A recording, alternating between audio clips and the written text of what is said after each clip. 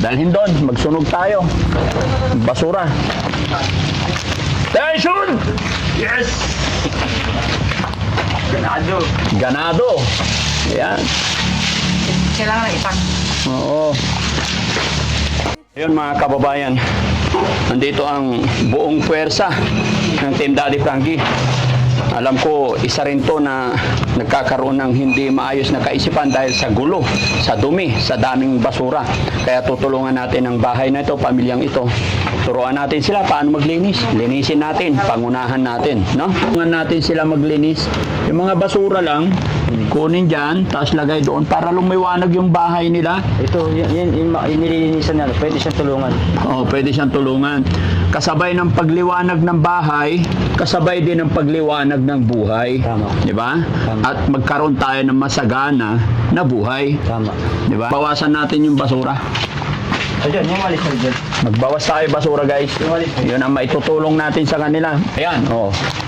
Ayan. Gawa ni Alvin yun. Ginawa rin ni Aljon, yan. Yan, tanggalin natin lahat ng basura dito. Operation linis tayo pa.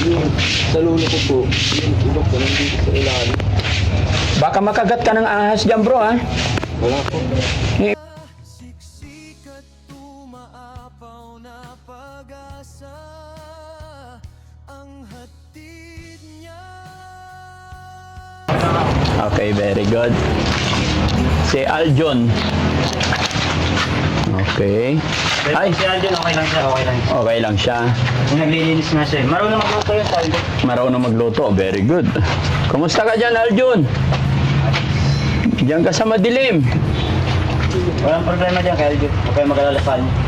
Okay. Nag-ano siya? Naglilinis. Naghahalongkat ng mga... Naglilinis siya, naglilinis. naglilinis. Linis yan. Dapat ilabas na natin yung mga hindi na magagamit. Sunog. Pwede. Para hindi na ano. Para maganda yung ano, hangin. Saan dito kilala niyo ba ito mga ito? Ito, mga to, kilala ko. Kasama ko yung mga yan. Ito, hindi namin kilala to. Ito. Hindi ko alam, taga saan yan. Taga saan ka, kuya? Sige, uwi ka muna doon. Baka pagalitan ka ni... Okay lang siya? Okay lang yan, kasama namin yan. Ayan. Yan ang nakapangyarihan niya. Ha? Yan ang nakapangyarihan. Marami siyang kapangyarihan din. Ayos yan.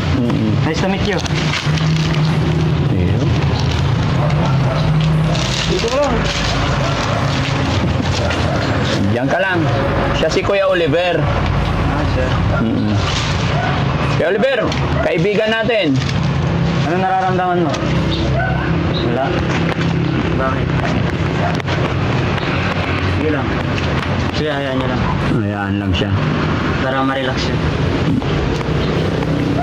Okay ka lang? Relax ka lang, Kuya Oliver, ha? Relax ka lang. Walang mangyayari masama sa'yo. Walang mangyayari masama sa'yo. Mga mabubuting kaibigan kami. So yun mga kababayan, mga kabarangay, magandang hapon po sa atin lahat. Kaya kami pumunta rito dahil po dala namin yung papag para sa nanay sana nila. Pero wala si nanay kaya ibibigay na lang natin para sa kanila na lang magkakapatid, di ba?